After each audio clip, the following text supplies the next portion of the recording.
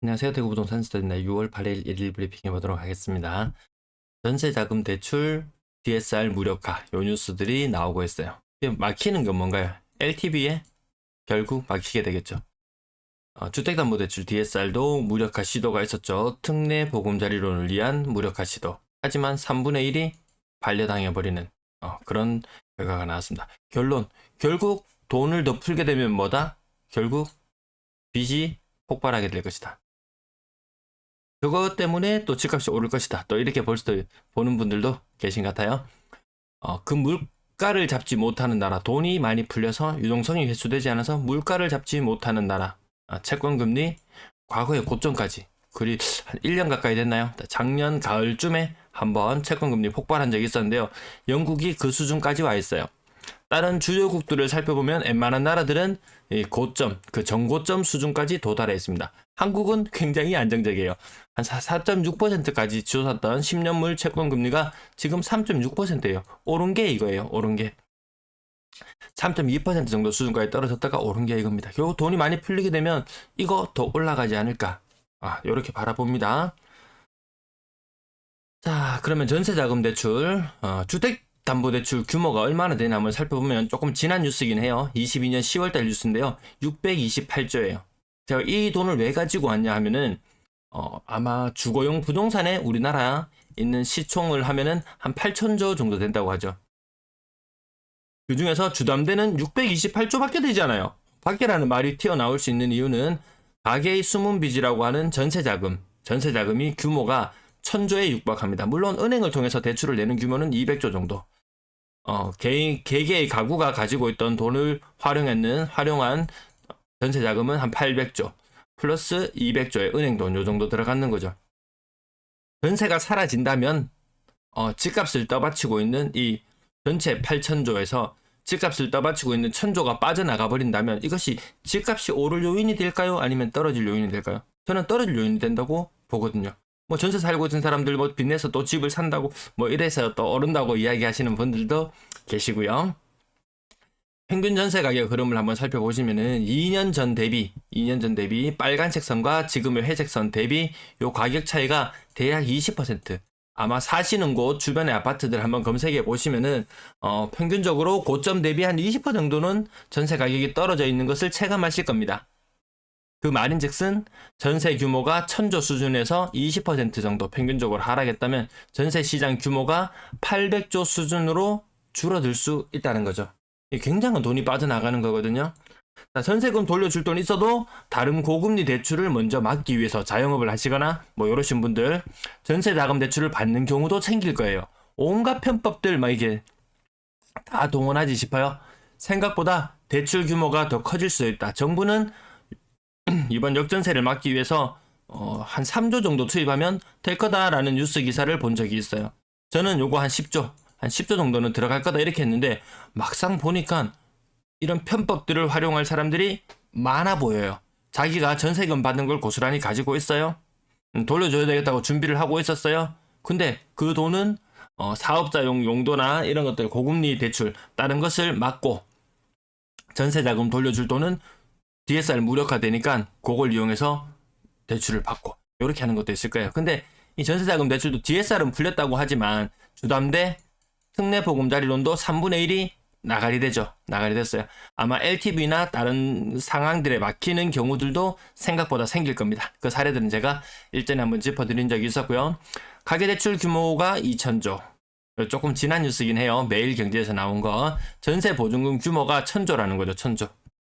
그래서 가계부채 지금 주요국들과 견주어 보면은 100% 순위상으로는 전세자금을 빼고 나면 한 4위 정도에 랭크하고 있는데요. 전세자금 포함할 시 1위로 꽁충 뛰어오르죠. 생각보다 빚의 규모가 많이 크다. 이것 때문에 더 이상 3.5%라는 기준금리 올리지 못할 거다. 여기 한계다. 정말 더 올리면은 뭔 일이 터질 거다. 지금 3.5% 기준금리에도 연체율이 치솟고 있잖아요. 그래서 못할 거다라는 이 강력한 믿음. 이것을 깨트리는 사건이 어젯밤에 있었죠. 호주도 올렸나요? 캐나다 올렸나요? 더 이상 안 올릴 것 같았던 나라들이 기준금리를 갑자기 올렸어요. 우리도 하는 총재님은 끊임없이 경고했어요. 끝이 아니다. 3.5% 금리 상단이 아니다라고 이야기를 했지만 받아들이지 않습니다. 투자자의 입장에서는 야, 이미 정점이다. 이제 내려갈 일만 남았다. 이 이야기가 나온 지가 벌써 몇 개월이 지난 것 같은데 지금은 아마 우리도 올리는 쪽으로 서서히 가닥이 잡혀가지 않나 싶습니다. 주간 실거래 지수가 발표됐습니다. 대구 전주 대비 낙폭 크게 변동 없죠. 크게 변동 없습니다. 서울 상승 유지, 인천이 상승으로 돌아섰고요. 대구도 중구나 이런 지역들, 일부 지역들은 상승으로 돌아선 것들도 보이긴 해요. 세부적으로 더 살펴보시면요. 이 자료는 한국부동산원에 들어가시면 보실 수 있습니다. 세종이 다시 상승폭을 키웠네요. 자, 전세는 대구 낙폭이 줄어들고 있는 모습 살펴볼 수 있습니다. 대구 아파트 거래량, 지금의 요 거래량이 많이 늘어나는 부분, 특례로 인해서 늘어났다. 그렇다면 대구는 만약에 이 특례 보금자리론이 끝난다든지 이런 일이 생겼을 때 대구의 거래량은 어느 수준이 될 것인가? 저는 900건 정도. 900건 정도가 대구에서 일어나는 거래량 수준이고 여기에서 플러스 알파로 2월 달에 700건, 여기 3월 달에 1857인데요. 900 빼고 대략 1000으로 잡아볼게요. 1000. 그리고 4월 달에 늘어나는 거래량 900을 빼고 나면 대략 한 900. 요 세 가지를 더하면은 딱 맞아 떨어지죠. 특례 보금자리론 대구에서 2, 3, 4월 달 동안 대출받은 가구 수예요. 특례 보금자리론을 받아서 주택을 구매한 사람 수거든요. 요 숫자가 기가 막히게 똑같습니다. 기가 막히게. 그 말인즉슨 특례 보금자리론 같은 게 없으면은 대구의 거래량은 900건 수준. 물론 여기에 투기 수요나 투자 수요나 이런 것들 여러 가지 가세해서 또 다른 변동성이 생길지도 모르겠지만 과거에 거래량 적었을 때 작년 같은 경우에 700건대의 거래량도 우리는 목격했잖아요. 그래서 거래가 정말 침체되고 경기가 침체 국면으로 간다면은 대구의 월 평균 거래량 수준은 900건 수준으로 떨어질지도 모르겠다.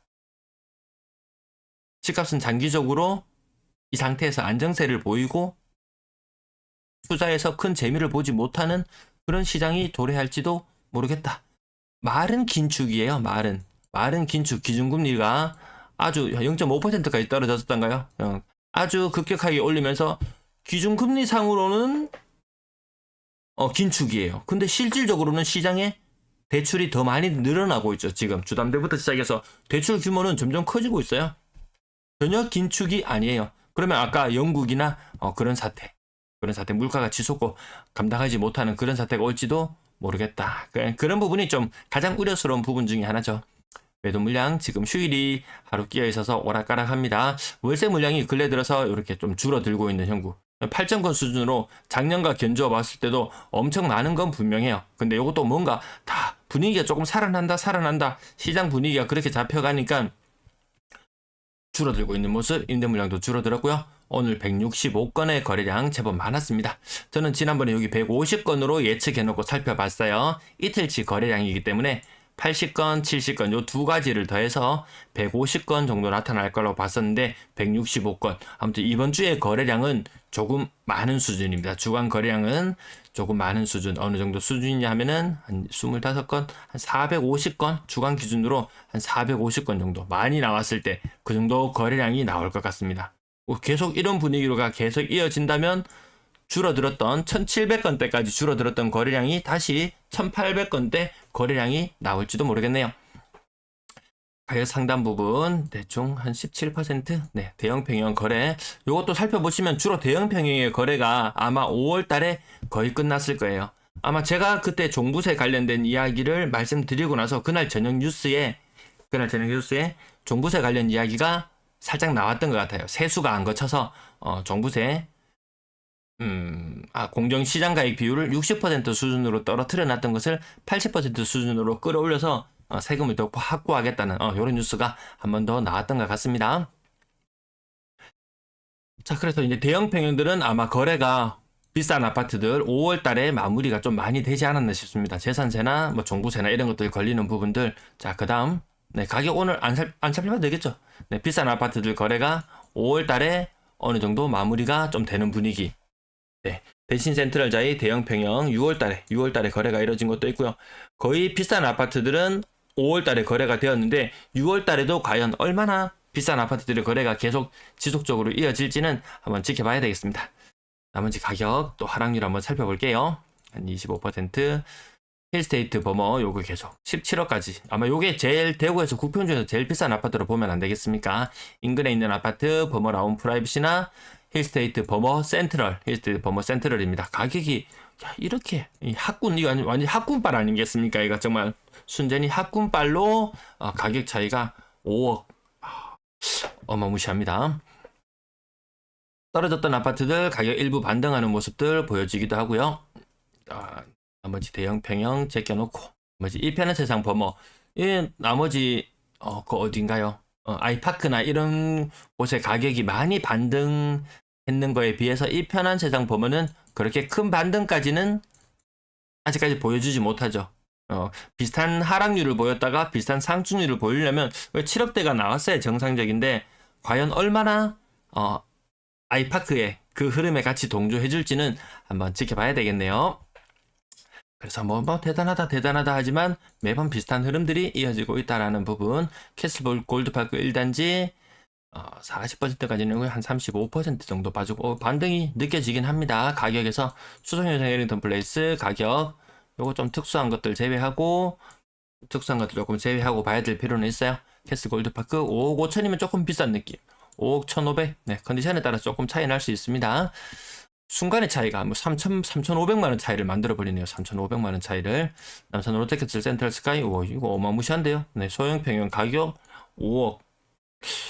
소형 평형 가격 5억이면 웬만한 곳은 다 접근 가능한 그 정도 가격인 것 같습니다. 캐슬 골드파크 32평형 가격 4억 8,700. 어떤 거는 5억 5천. 이 가격이 좀 천차만별로 좀 널뛰게 하는 모습이네요. 제 컨디션에 따라서 좀 차이 날 수 있습니다. 월성 휴폴에도 가격 37, 3, 21. 이게 뭐라고? 7억 3천?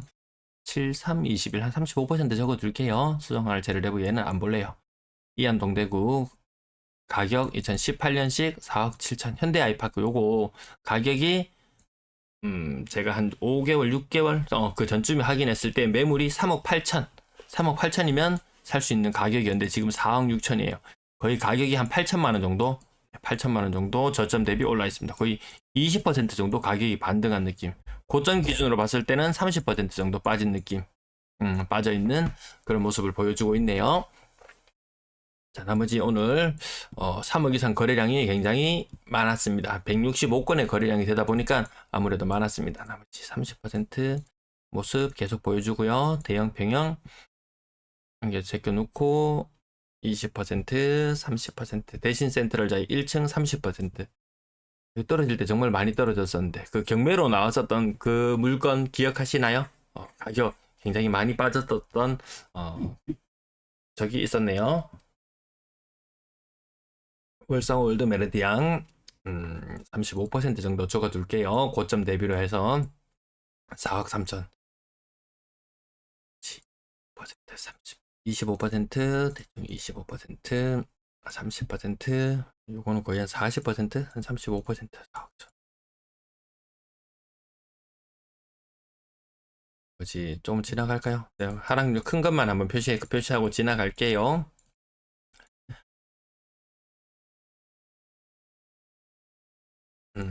수목원 제일 풍경채 30% 고점 대비 30% 월성 푸르지오 30평 30% 연경 아이파크 가장 이거 정말 남는 거 있나요 이거 연경 아이파크 호가는 6억까지 가는 거 우리 한 1년 전쯤에 확인했었거든요. 요거 2년 차가 되지 않아서 세금 때문에 팔지를 못해서 좀 막혀있던 그런 부분들이 있었습니다. 나머지 3억 이상 거래량 조금 건너뛸게. 오늘 영상 너무 길어질 것 같아서 아이고 너무 빨리 지나가면 또 확인을 못 하시니까 필요하신 분들 확인해 주시고요. 현대 아이파크 24평형 가격이 3억 4,500. 와, 올 초에 3억 8천이면 대형 평형 살 수 있었는데 순간의 선택이 대형 평형, 소형 평형을 바꿔서 만들던 그 모습, 또 지금 반대 현상도 지금 나타나려고 하는데 얼마나 지속성이 있는지 나라에서 돈을 얼마나 풀어제낄지 한번 지켜보도록 하겠습니다. 도 30% 정도 하락 꾸준히 나타납니다. 거의 35%.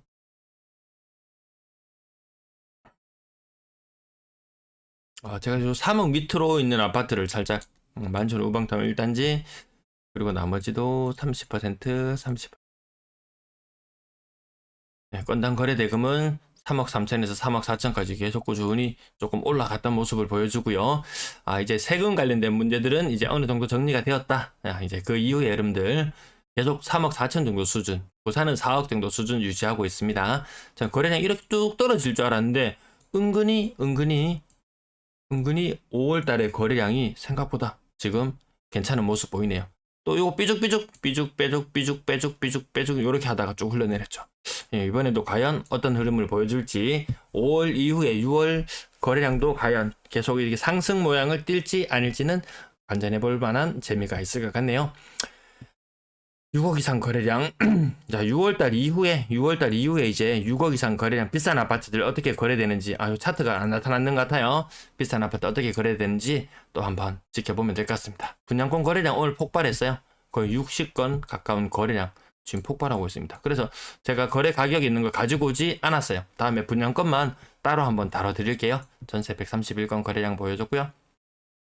전세 거래량은 뭐 지난달과 그냥 고만고만한 수준. 네. 한창 많았을 때 대비해서는 조금 줄어드는 그런 모습을 보여주고 있습니다. 역전세 가격 보시면요. 가격 요게 7억, 4억, 1.5억, 1억, 2.5억, 신고가 얼마 안 되는 아파트들 요런 신고가 나타나는 거 제외하고 3억, 3.6억, 3.2억. 정부에서 이거를 DSR을 무력화시키고 다 대출을 내줄 수 있을까요? 안 되죠. LTV 같은 것 때문에 걸리는 것 때문에 안 되는 부분들도 물론 있어요. 정부에 정말 집값을 떠받치기 위한 아니면 주택시장 경착륙으로 인한 혼란을 막기 위한 눈물겨운 사투가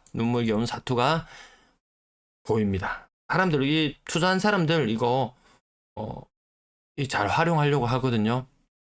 지금 나올 때마다 시장이 어떻게 반응하는지 조금 더 지켜볼 필요는 있겠네요. 평균 전세 가격 차트 아까 영상 초반에 보여드렸고요. 더 천천히 확인하면서 내려가요. 이렇게 많았던 돈들, 이 덩어리 돈들을 돌려줘야 된다. 시장 규모가 줄어들 수밖에 없다. 네, 여기까지입니다. 시청 감사합니다.